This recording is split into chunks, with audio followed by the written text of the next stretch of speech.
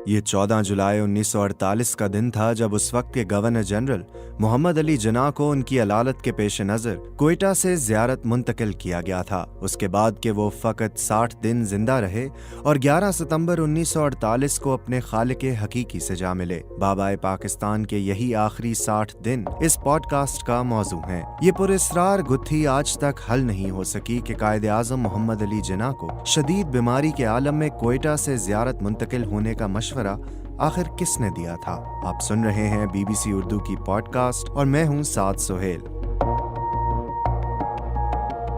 ज़ियारत अपने सनोबर के दरख्तों की वजह से दुनिया भर में मशहूर है और कोयटा से 133 किलोमीटर फासले पर 2449 मीटर की बुलंदी पर वाक़ है। ये जगह जिन्ना की आरामगाह या कायदे आज़म रेजिडेंसी ज़ियारत से 10 किलोमीटर के फासले पर वाक़ है। कायदे आज़म की बहन फातिमा जिन्ना ने अपनी किताब माई ब्रदर में तहरीर किया है कि कोयटा से ज़ियारत मुंतकिल होने का फैसला जिन्ना का ज़ाती फैसला था, क्योंकि उनकी सरकारी और गैर सरकारी मसरूफियात के बायस कोयटा में भी उन्हें आराम का बिल्कुल मौका नहीं मिल रहा था और मुख्तलिफ इदारों और मुख्तलिफ रहनुमाओं की जानिब से उन्हें मुसलसल दावतें मौसूल हो रही थी कि वो उनके इज्तिमात में शिरकत करें और उनसे खिताब करें। ताहम ये बात फिर भी महले नजर है कि जिन्ना को ज़ियारत के बारे में किसने बताया था और वहाँ मुंतकिल होने का मशवरा आखिर किसने दिया था। ज़ियारत पहुंचने के बाद भी उन्होंने किसी मुस्तनद मुआलिज से इलाज करवाने पर तवज्जो न दी, लेकिन उन्हीं दिनों इत्तला मिली कि मशहूर डॉक्टर रियाज अली शाह अपने एक मरीज को देखने के लिए ज़ियारत आए हुए हैं। फातिमा जिन्ना ने अपने भाई से कहा कि डॉक्टर रियाज अली शाह की ज़ियारत मौजूदगी से फ़ायदा उठाना चाहिए, मगर उन्होंने ये कहते हुए तजवीज़ सख्ती से मुस्तरद कर दी कि उन्हें कोई ज़्यादा संगीन मर्ज लाहक नहीं है और अगर सिर्फ उनका मैदा खुराक को जरा बेहतर तौर पर हजम करने लगे तो वो जल्द ही दोबारा सेहतमंद हो जाएंगे। बकौल फातिमा जिन्ना वो डॉक्टरों के ऐसे मशवरों से हमेशा गुरेज करते थे कि क्या करें, क्या खाएं, कितना खाएं, कब सोएं और कितनी देर आराम करें, मगर जल्द ही वो अपनी इस आदत को तर्क करने पर मजबूर हो गए। ज़ियारत पहुंचने के एक हफ्ते के अंदर उनकी तबीयत इतनी ख़राब हुई कि उनकी ज़िंदगी में पहली मर्तबा उनकी सेहत खुद उनके लिए परेशानी का बायस बन गई। अब तक उनका ख्याल था कि वो सेहत को अपनी मर्जी के ताबे रख सकते हैं, मगर 21 जुलाई 1948 को जब उन्हें ज़ियारत पहुंचे हुए फ़कत एक हफ्ता गुजरा था, उन्होंने ये तस्लीम कर लिया कि अब उन्हें सेहत के सिलसिले में ज़्यादा ख़तरात मोल नहीं लेने चाहिए और ये कि अब उन्हें वाकई अच्छे तिब्बी मशवरे और तवज्जो की ज़रूरत है।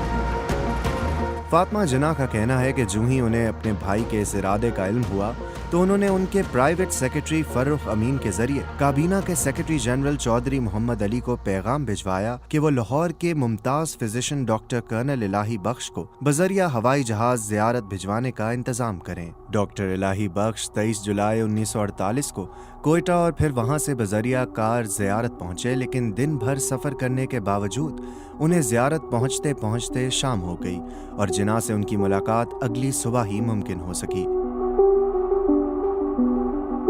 उन्होंने अपनी किताब में लिखा है कि जब मैंने कायद से उनकी बीमारी से मुताल्लिक इस्तफसार किया तो उनका तमाम जोर इसी बात पर था कि वो बिल्कुल ठीक हैं और ये कि उनका मैदा ठीक हो जाए तो वो जल्द ही मामूल के मुताबिक काम करने लगेंगे। मगर जब डॉक्टर इलाही बख्श ने जिन्ना का सरसरी मुआयना किया तो वो इस नतीजे पर पहुंचे कि उनका मैदा तो बिल्कुल ठीक है, लेकिन उनके सीने और फेफड़ों के बारे में सूरत हाल इत्मीनान बख्श नहीं है। डॉक्टर इलाही बख्श के मशवरे पर अगले दिन कोयटा के सिविल सर्जन डॉक्टर सदीकी और क्लिनिकल पैथोलॉजिस्ट डॉक्टर महमूद जरूरी आलात और साजो सामान के साथ ज़ियारत पहुंच गए। उन्होंने फौरी तौर पर जिन्ना के टेस्ट किए, जिनके नताइज ने डॉक्टर इलाही बख्श के उन खदशात की तस्दीक कर दी कि वो तपेदिक के मर्ज में मुब्तला हैं।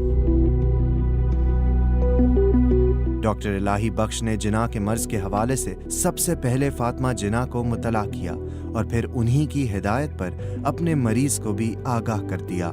डॉक्टर इलाही बख्श लिखते हैं, कायदे आज़म ने जिस अंदाज में मेरी तशखीस को सुना, मैं उससे इंतहाई मुतासिर हुआ। चौधरी मोहम्मद हुसैन चट्ठा ने अपने एक इंटरव्यू में ज़मीर अहमद मुनीर को बताया कि जब डॉक्टर इलाही बख्श ने जिन्ना को बताया कि उन्हें तपेदिक का मर्ज लाहक है तो जिन्ना ने जवाब दिया, डॉक्टर ये तो मैं 12 बरस से जानता हूँ। मैंने अपने मर्ज को सिर्फ इसलिए जाहिर नहीं किया था कि हिंदू मेरी मौत का इंतज़ार न करने लगें। बड़े सगीर की जद्दोजहद आज़ादी के मौजू पर लिखी गई मशहूर किताब फ्रीडम एट मिडनाइट के मुसन्निफीन लैरी कॉलिंस और डोमिनिक लापियर ने बिल्कुल दुरुस्त लिखा है कि अगर अप्रैल 1947 में माउंटबेटन, जवाहरलाल नेहरू या महात्मा गांधी में से किसी को भी इस गैर मामूली राज का इल्म हो जाता जो बम्बई के एक मशहूर तबीब डॉक्टर JAL पटेल के दफातर की तिजोरी में इंतहाई हिफाजत से रखा हुआ था, तो शायद हिंदुस्तान कभी तकसीम न होता और आज एशिया की तारीख का धारा किसी और रुख पर बह रहा होता। ये वो राज था जिससे बरतानवी सीक्रेट सर्विस भी आशना न थी। ये राज जिना के फेफड़ों की एक एक्सरे फिल्म थी जिसमें बानिया पाकिस्तान के फेफड़ों पर टेबल टेनिस की गेंद के बराबर 2 बड़े बड़े धब्बे साफ नजर आ रहे थे। हर धब्बे के गिर्द एक बाला सा था जिससे ये वाजे हो जाता था कि तपेदिक का मर्ज जिना के फेफड़ों पर किस कदर जारहाना अंदाज में हमलावर हो चुका है। डॉक्टर पटेल ने जिना की दरख्वास्त पर इन एक्सरेज के बारे में कभी किसी को कुछ ना बताया। ताहम उन्होंने जिना को इलाज और सेहतयाबी के लिए ये मशवरा जरूर दिया कि उनका इलाज सिर्फ और सिर्फ आराम में मुज़मर है। मगर बानिया पाकिस्तान के पास आराम का वक्त कहाँ था। उनके पास वक्त कम था और काम बहुत ज्यादा था और वो बाकायदा इलाज का एहतमाम कभी ना कर सके। वो इतनी आहनी हिम्मत के मालिक थे कि उन्होंने अपने मर्ज के बारे में अपनी अजीज तरीन बहन को भी आगाह नहीं किया। हत्ता कि उन्होंने डॉक्टर इलाही बख्श को भी अपने राज से उसी वक्त आगाह किया जब वो खुद यही तशखीस कर चुके थे। माउंटबेटन ने खासे तवील अरसे बाद लैरी कॉलिंस और डोमिनिक लापियर को एक इंटरव्यू में बताया कि सारी ताकत जिना के हाथ में थी। अगर किसी ने मुझे बताया होता कि वो बहुत कम अरसे में ही फौत हो जाएंगे तो मैं हिंदुस्तान को तकसीम न होने देता। ये वाहिद सूरत थी कि हिंदुस्तान मुत्तहिद सूरत में बरकरार रहता। रास्ते का पत्थर सिर्फ मिस्टर जिना थे, दूसरे रहनुमा इस कदर बेलौस नहीं थे और मुझे यकीन है कि कांग्रेस इन लोगों के साथ किसी मफाहमत पर पहुंच जाती और पाकिस्तान ता क़यामत वजूद में न आता।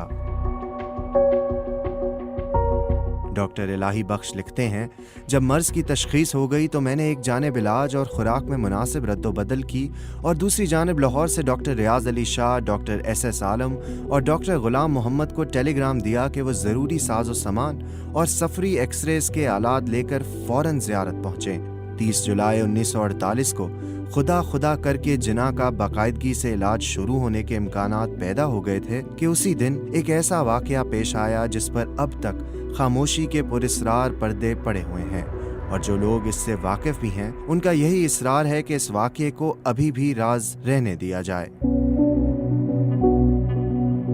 ये वाक़या सबसे पहले मोहतरमा फातिमा जिना ने अपनी किताब माय ब्रदर में कलमबंद किया था। उन्होंने ये किताब जियलाना की मदद से तहरीर की थी। उनकी वफात के बाद इसका मुसव्वदा उन कागजात में दस्तयाब हुआ जो अब इस्लामाबाद के कौमी इदारा बराए तहफ़्फ़ुज़ दस्तावेज़ात पाकिस्तान नेशनल आर्काइव्स में महफूज हैं। इस मुसव्वदे को 1987 में कायद-ए-आज़म अकेडमी कराची ने किताबी शक्ल में शाया किया था, मगर इस किताब में से इन पैराग्राफ्स को हज़फ कर दिया गया था जो मोहतरमा ने 30 जुलाई 1948 को पेश आने वाले एक वाक़ये के हवाले से तहरीर किए थे।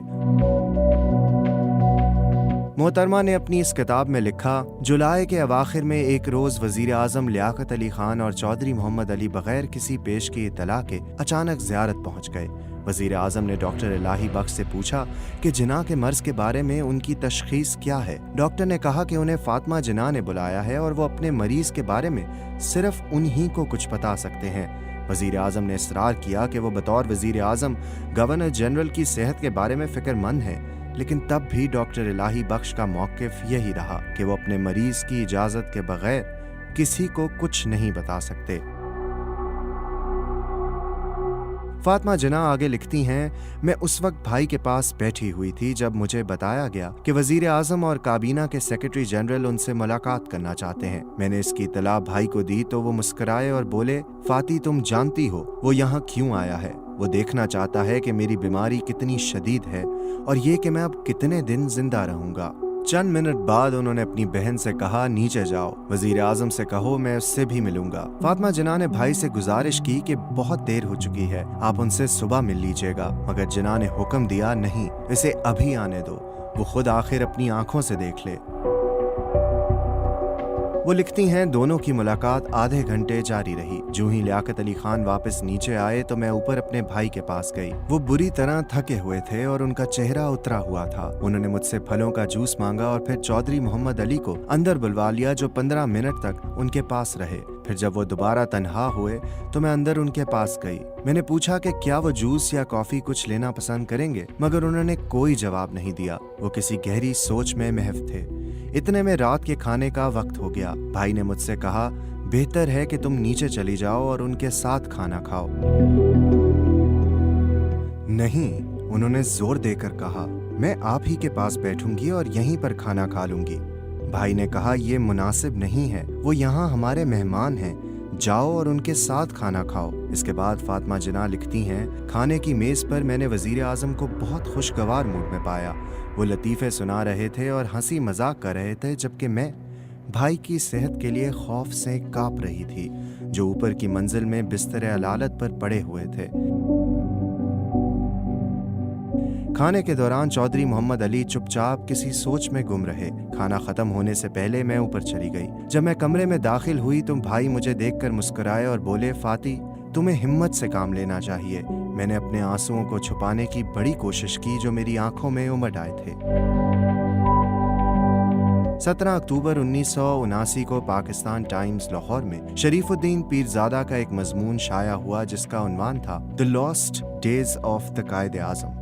इस मजमून में उन्होंने मुमताज माहिर कानून एम ए रहमान के एक खत का हवाला दिया। इस खत में एम ए रहमान ने उन्हें लिखा था कि डॉक्टर कर्नल इलाही बख्श के बेटे हुमायूं खान ने भी उन्हें इस वाक़ये के बारे में बताया था। इस रवायत के मुताबिक कायदे आजम पर दवा का असर बड़ा मुवाफिक हो रहा था और वो बतदरीज सेहतयाब हो रहे थे। एक रोज लियाकत अली खान कायदे आजम से मिलने के लिए ज़ियारत आए। वो उनके साथ तकरीबन 1 घंटा रहे।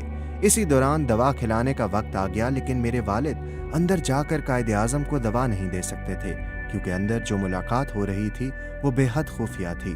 चुनाचे वो बाहर इंतजार करते रहे ताकि मुलाकात ख़त्म होते ही वो कायदे आजम को दवा खिला सकें। जब लियाकत अली खान कमरे से बाहर निकले तो मेरे वालिद फौरन कमरे में दाखिल हुए और कायदे आजम को दवा खिलाना चाही। उन्होंने देखा कि कायदे आजम पर सख्त इज़्तिराबी अफसुर्दगी तारी है और उन्होंने दवा खाने से इनकार कर दिया और कहा कि अब मैं मजीद जिंदा नहीं रहना चाहता। इसके बाद वालिद साहब की भरपूर कोशिश और इसरार के बावजूद कायदे आजम ने अपने डॉक्टर के साथ ताउन करने से इनकार कर दिया। हुमायूं खान ने मजीद बताया कि कायदे आजम के इंतकाल के फौरन बाद लियाकत अली खान ने मेरे वालिद को बुलावा भेजा। लियाकत अली खान ने उनसे पूछा कि उस रोज ज़ियारत में जब मैं कमरे से बाहर निकल आया और आप अंदर गए तो कायदे आजम ने आपसे क्या बात की थी। मेरे वालिद ने लियाकत अली खान को बहुत यकीन दिलाने की कोशिश की कि कायदे आजम ने आप दोनों के माबेन होने वाली गुफ्तगू के बारे में मुझसे कतन कोई बात नहीं की थी, सिवाय इसके कि उसके बाद कायद ने दवा खानी बंद कर दी थी। लेकिन मेरे वालिद के इस जवाब से लियाकत अली खान को तसल्ली नहीं हुई। लियाकत अली खान काफ़ी देर तक मेरे वालिद को ज़ेर करने की कोशिश करते रहे। जब उनकी मुलाकात ख़त्म हुई और मेरे वालिद कमरे से निकलने लगे तो लियाकत अली खान ने उन्हें वापस बुलवाया और उन्हें तंबीह की कि अगर उन्होंने किसी और ज़रिए से इस मुलाकात के बारे में कुछ सुना तो उन्हें यानी मेरे वालिद साहब को संगीन नताइज भुगतना पड़ेंगे। ये डॉक्टर कर्नल इलाही बख्श के साहबजादे हुमायूं खान की बयान करदा रिवायत है, जो हम तक शरीफुद्दीन पीरजादा के तवस्सुत से पहुंची है। इसकी सेहत पर बहस की गुंजाइश हो सकती है, क्योंकि खुद डॉक्टर कर्नल इलाही बख्श ने अपनी किताब कायदे आजम के आखिरी अयाम में इससे मुख्तलिफ बयान दिया है। वो लिखते हैं, नीचे उतरा तो वजीर आजम से ड्राइंग रूम में मुलाकात हुई। वो इसी रोज मिस्टर मोहम्मद अली के साथ कायदे आजम की मिजाज पुरसी के लिए तशरीफ लाए थे। उन्होंने बड़ी बेताबी से कायदे आजम की कैफियत दरियाफ्त की और इस बात पर इत्मीनान का इजहार किया कि मरीज को अपने डॉक्टर पर एतमाद है और इंशाअल्लाह इसका उनकी सेहत पर अच्छा असर पड़ेगा। उन्होंने बहुत ताकीद की कि कायदे आजम की इस तवील बीमारी की जड़ का जरूर खोज लगाया जाए। मैंने उन्हें यकीन दिलाया कि कायदे आजम की हालत तशवीशनाक होने के बावजूद वो पुरुमीद हैं कि अगर उन्होंने वो जदीद दवाएं खा लीं जो कराची से मंगवाई जा रही हैं तो मुमकिन है कि वो सेहतयाब हो जाएंगे। बड़ी उम्मीद अफजा बात यह है कि मरीज में मुदाफियत की काफी कुव्वत है। वजीर आजम अपने रहनुमा और पुराने रफीक की अलालत से बहुत अफसरदा थे। उनकी दिलसोजी से मैं बहुत मुतासिर हुआ। अब हकीकत क्या है? اس کا علم تو صرف ان 5-6 شخصیات ہی کو تھا جو اس وقت موقع پر موجود تھیں۔ اب بدقسمتی سے ان میں سے کوئی بھی زندہ نہیں ہے۔ واقعے پر بھی 72 سال کے ماہ و سال کی گرد جم چکی ہے، اور اب ایسا کوئی ذریعہ باقی نہیں جو قوم کو اس واقعے کی اصلیت سے آگاہ کر سکے۔ اس پوڈ کاسٹ کے اسکرپٹ کے مصنف ہیں محقق اور مورخ عقیل عباس جعفری۔ یہ پوڈ کاسٹ ابھی جاری ہے۔ 31 جولائی 1948 کے بعد رونما ہونے والے واقعات کے بارے میں اگر آپ جاننا چاہتے ہیں تو آپ جلد ہی پوڈ کاسٹ کے دوسرے حصے میں اسے سن پائیں گے۔